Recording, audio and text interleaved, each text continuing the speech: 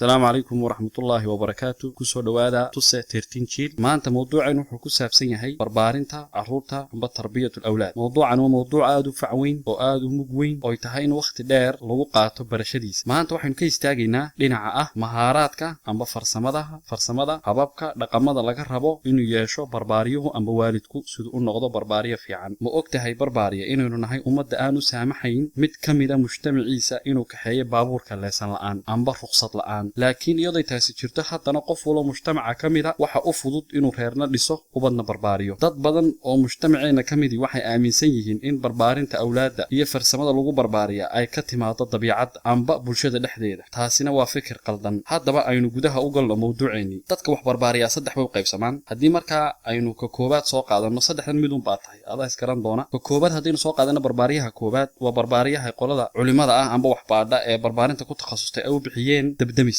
haddii aynu su'aal isweydiino dabdamisku ama dabbaqtiyuhu xaguu imika joogaa, jawaabtu waxay noqonaysaa xeradiisii. muxuu sugayaa ilaa intay musiiba dhacayso siduu u soo galo oo waajibkiisa uga guto. haddaba dad unbay barbaarintooda ku kooban tahay in ay marka ubadkoodu musiibo amba hawlku la soo daristo inay soo galaan oo ay ka fuliyaan dowrkoodii barbaarineed. taasina waa mid aan aad u fiicnayn.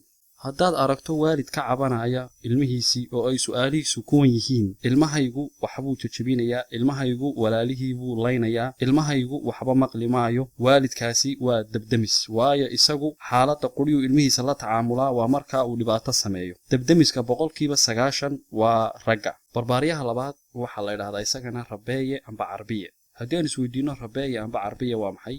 rabeeye amba carbiye waa ninka xayawaanka duurjoogta ah ee laga soo qabta kaynta carbiya ee u barbaariya amba u rabeeya inuu noqdo xayawaan la qabsado dadkii bulshada oo aan waxba yeelin. haddaba barbaariyaasha qaar baa muhiimadoodu ay tahay sida xayawaanka loo rabeeyay in ubadkooda u rabeeyaan, iyagoo muhiimadooda koobaad iyo tooda labaad iyo tooda saddexaadba ay tahay inuu noqdo ilmahaasi ilmo mudiic ah oo wax maqla oo dhaganugul oo wax waloo loo yeedhiyaba adeeca.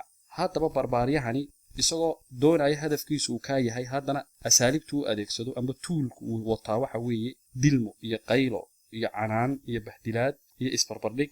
waa caadooyin fiican inuu ilmuhu waxna maqlo dhagalugnaado, laakiin saa aynu soo sheegnay tuulalka noocaasa marka loo adeegsado ilmuhu inta u dhaxaysa 1 sano ilaa 7 sano haddaad aragto inuu ilmahaas yahay ilmo mudiica waa ilmo u baahan noloshiisa inta ka hadhay in la ilaaliyo. waayo qofka adiga ku adeecaa qofka kalena wuu adeecaya.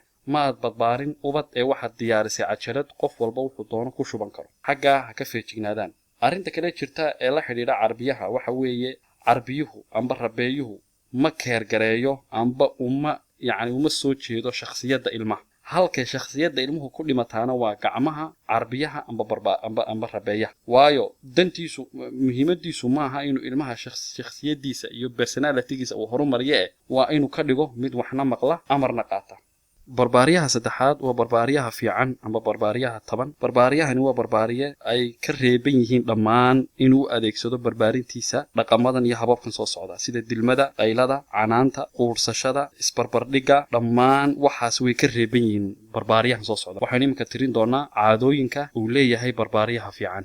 labada dhaqan ee ugu horeeya ee laga rabo inuu yeesho barbaariyaha wanaagsani waxa weeye kow inuu noqdo mid ay ka buuxdo caadifad iyo jacayl dhinaca ilmaha ah. marka horta caadifad iyo jacayl la'aan barbaarintu waxba kama jiraan. taasi waa qodobka koowaad, inuu noqdo qof haya kalgacal iyo jacayl u haya ilmaha uu barbaarinayo. qodob kale waxa weeye qof kantarooli karaya oo ay u fududahay inuu taxakumo howlaha la soo darsaya ilmaha. waliba taasi wax u fududahay ragga, laakiin taladan waxay ku socotaa dumarku inta badan waxa weeye way ka warwaraan. laakiin ilmihii markay uu mushkilad ku dhaco mushkiladaasoo keenaysa inuu isagu warwaro ilmuhu amba uu kantarooli kari waayo amba anfariir ku dhaco, ha noqon qof isaguna la anfariireen, noqo qof kantarooli karaya xaaladii oo uga faa'iideyn karaya inaad waxna ka tusto kana saari karayso. markaa taasina waa qodobka labaad oo very important ah, inaad taxakumi karayso ilmaha waxyaabaha la soo darsa. qodobkan waxaynu ku eegaynaa inuu barbaariyu yahay uu u noqdo ilmihii macallin. ilmahaaga waxaad u noqotaa macallin. hadalka u fiirso.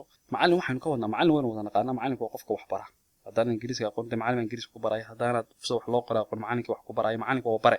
inaad ilmahaaga dowrkaad ka ciyaarayso noloshiisa iyo barbaarintiisu ay tahay bare. laakiin sida caadiga ah nolosha caadiga ah waalidiintu 3 dowrun bay ka ciyaartaa. waxa ka koobaad waxa weeye booliskii soo qabanayay ilmuhu markuu wax sameeyo. ka labaadna waxa weeye xeer ilaaliyihii ku oogayay dambiyada. ka saddexaadna waxa weeye qaadigii xukumayay. waalidku waa 3daas. waalid waa booliskii soo qabanayay, والدنا ووالدك قفز كده حد جاي والدنا وكي حر العليه كور ورناي والدك كله وحوي وقاتي وأركان فهمت مرتينية مركا waalid waa ka farta ku fiiqay waxaasuu sameeyey waalidka kalena waa kan dee xeer ilaalintii wax alaal wixii dambi iyo dhacda iyo xumaan dhacdo dhan buu dhakada ka saaraya ka saddexaad wuxuu kusoo gabagabeeyaa waa shaydaan waa xukunkii waa shaydaan waa fare laga qaad waxa weeye mid habaar ku dhacay waa faraha barambare laga burburiyay waxaas waa xukunkii ma garanaysaa waa mid fudud wuu dhibay waxa weeye waa shariir waa qaadigii kaasina marka saddexda midna ilmahaaga ku noqon waxaad u noqotaa bare markuu qalad sameeyo uga faa'iideyso inaad qaladkii wax ka dhex barto ku dul istaaji kana aab waa sidan kan hooyo waa sidan kan hooyo waa sidan laakiin inaad ku noqoto xeer ilaaliye iyo booliskii soo qabtay iyo maxkamadii midna ma anfacayo marka qodobka aad lagu baraarujinayo السلام عليكم ورحمة الله وبركاته هاي لاوين سبسكرايب يا لايك يا شير channelka tuse 13 jil ku soo dhawaada